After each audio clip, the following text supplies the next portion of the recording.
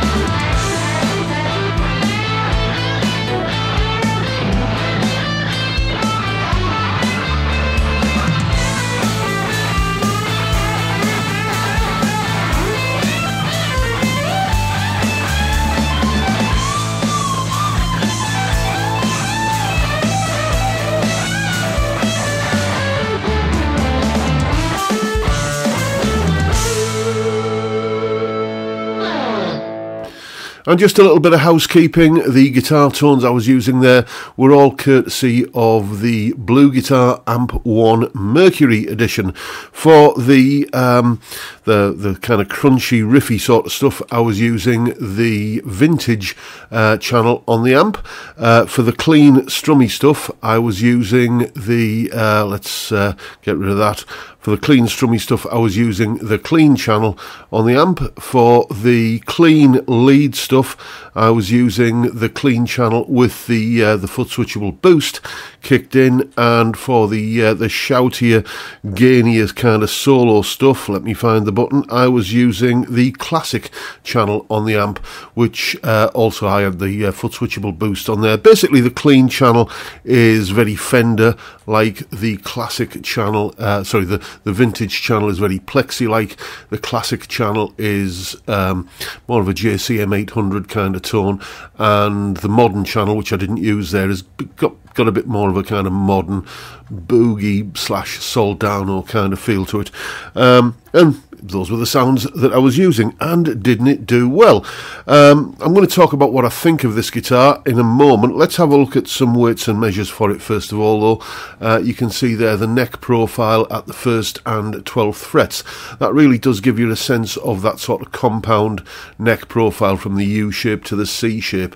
Very, very comfortable neck to play on this guitar.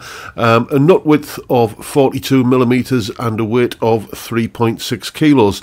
You'll notice that I haven't included the pickup DC resistance measurements there, because the pickups that you would get with this guitar, if you buy one brand new, are no longer in this guitar, so I can't make any comment on what those pickups are, you know, what the resistance of them is.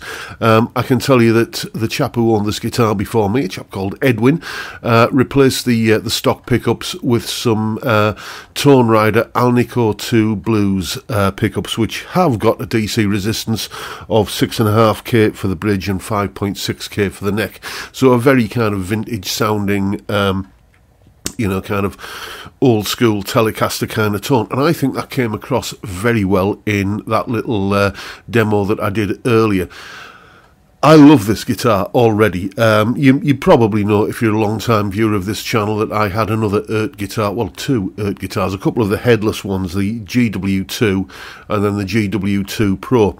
And despite the fact that I've always been sceptical about headless guitars, I really enjoyed, well, certainly the GW2 Pro in a big way, simply because of the neck. If you haven't played an Eart guitar, but you've heard all of the hype about what the necks feel like on these things, it's true. It is they are absolutely sublime to play with, that sort of compound profile that you saw there earlier, compound radius board as well. You know, we're talking things here that you would normally kind of associate on a guitar that had a price tag well into 4 figures, and these don't. I think these are about 400 quid. I'll put it up on screen after I've done a bit of research. But, you know, they're an affordable guitar, certainly sub 500 quid.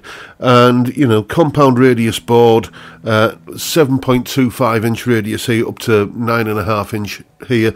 So, like a very kind of vintage Fender feel down here up to a more modern Fender feel down here. And that coupled with the fantastic satin finished neck, by the way, which is roasted maple. I'll put a link to the full spec down in the description.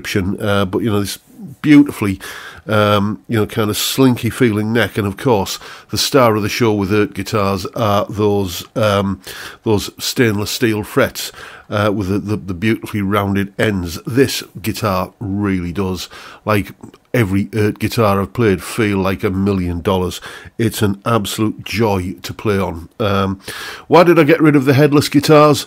Well, because despite the fact that it's got a beautiful neck, I don't know, I just wasn't that taken with the tones. Even when I'd swapped the pickups out of the Eart humbuckers, the ones that come in those headless guitars, I find them very muddy sounding and not particularly pleasant. And so I swapped them out for some Vansons, but then I've got a bunch of different twin humbucker guitars around here, and I felt I was always reaching for something else, so that's why I got rid of it. And as I say, if you go back and watch the videos that I did on those guitars, I was always sceptical about the lack of this particular part of the guitar's anatomy. Another mod that Edwin has done to this guitar is he's got rid of the original tuners and he's put some unbranded, not sure what they are, locking tuners, but they work absolutely fine. They do the job. They get the guitar in tune and it stays there. Rock solid tuning stability on this guitar. Yeah, I really rather like it, it has to be said. I don't know, I can't speak at the moment whether this is just the new toy novelty factor speaking, but, you know, it is, I like Telecasters, and I like the feel of this neck, so I get the feeling that this is going to be something that is perhaps a long-term resident here at Robson Towers. The other thing you probably can't see, it doesn't come across particularly well on this camera, is the pickguard there. It looks white, doesn't it? But in the flesh, it's got that beautiful kind of aged vintage mint green hue to it, which just, it stops it looking so stark and clinical, you know, as like a white pickguard can often do. for me, this guitar just about gets everything right. It looks luxurious, you know, with that flamed maple veneer. We've got a, by the way, we've got a roasted mahogany body as well as the roasted maple neck, and you've got a flamed maple veneer there that, you know, I have heard some speculation that it is like a photo flame finish, but when you do this, when you kind of move it around in the light, you can see a bit of movement in there. So I'm prepared to accept that it is, you know, a proper veneer.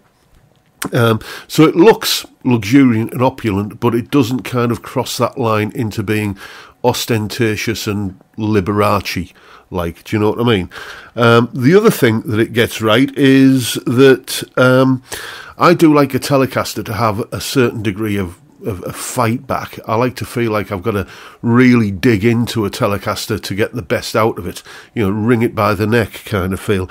And this guitar does give you that just enough. As I say, it's a beautifully slinky, luxuriant, kind of glassy feeling neck to play on, but it still kind of lets you know, hey, you know, I am, after all, supposed to be a bit of a Telecaster style guitar, and it does kind of give you that little bit of resistance and make you dig in, which is when I think you get the best kind of tone out of a Telecaster style instrument. And as you heard there in that demo, at no point, even when I had the kind of gainier kind of sounds going on in the solos, at no point would you confuse this for any other style of instrument. It sounds like a Telecaster. By the way, I get a lot of people, you know, kind of talking to me. I shouldn't really call it a Telecaster if it doesn't say Fender on the headstock. It's a British thing, okay? We tend to take one particular well-known brand and use that as a generic term. We have a Dyson vacuum cleaner, but we still refer to it as the Hoover.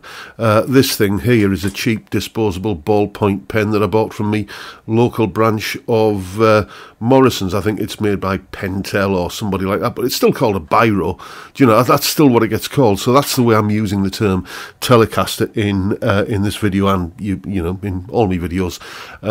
It's just a generic term for this particular style of guitar.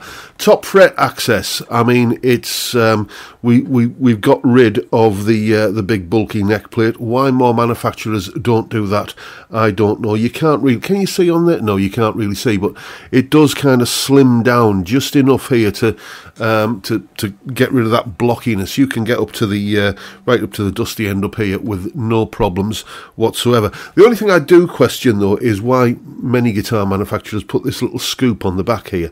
That doesn't help anything. You know, when you're kind of going up there, you know, you want the scoop on this part, on the front of the body, that kind of scoop bit at the back there. Your hand never goes into that. You know, think about where the scoop is on the cutaway on a PRS. That's where it needs to be. But yeah, it's just a small little, you know, kind of quibble. I'm not going to go overboard on that. It is, as I say, an absolute joy to play this guitar. It's probably, you know, if you like Telecasters and you like a vintage kind of feeling Telecaster, but with modern playability, but it still kind of lets you know what sort of guitar it is, then you should really check these out. As I say, I can't speak for the original pickups in these guitars. I do know that they are ceramic, which I know I get shouted at whenever I kind of say bad things about ceramic pickups, but I don't like them. I often find them a bit muddy and dull sounding. They have their place. You know, if you are a fan of something like a DiMarzio Super Distortion or something like that, and you're never going to go near a clean channel, then, you know, perhaps that's the thing for you. But if you like, you know, a bit of nuance in your playing and in your sound rather, you know, you can hear that this guitar, you know, just does... It does the gainy sort of stuff pretty well. It just never stops sounding like a Telecaster. So, you know, just check one of these out, and if you don't like the pickups, maybe you will. But if you don't, throw a set of Tone Riders or, you know, whatever into them. You know, just Wilkinson, you know, Iron Gear. Plenty of great pickups out there for not very much money. Vansons. And you might just be surprised. What I will tell you is that this guitar, as it stands, feels like a guitar that should cost thick end of £2,000. It certainly would if Fender made a guitar with this kind of feel and spec. And I'm pretty confident that's not just the new guitar, new toy novelty factor speaking, but we shall see. We shall see how this guitar pans out. At the moment, I have no plans to get rid of it because I'm just really enjoying the way the neck feels and the tones that the guitar gives me, which is, you know, how a guitar feels and how it sounds and how it looks, which it looks really rather good, I think, are, you know, the three main factors I think that, well, certainly that influence me when I'm weighing up whether or not I like a guitar, a particular guitar or not. So there you go, folks. Forgot to mention earlier, I don't think I did that little piece of music that where I was demonstrating the guitar.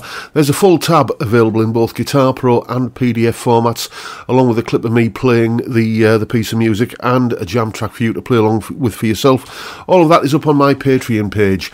There's the address and the link is in the description. $3 or £2.50 a month gets you access to all of these extra bits and pieces and goodies that go along with these YouTube videos. A massive thank you to everyone who supports me in that or any of the other ways, all of which are linked down below in the description. And that is pretty much it for today, folks. I hope you've enjoyed the video and found it useful and informative and perhaps a little bit entertaining as well. And if that's the case, please hit the subscribe button and the notification bell if you haven't already done so.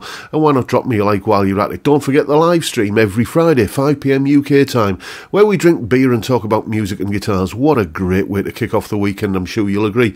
I'd love to see you there if you can make it, but for now, I'll bid you all a good day and say thank you so much for watching. Thank you for your time. Look after yourselves, folks. Stay well, stay safe, and above all, stay sane. Bye for now.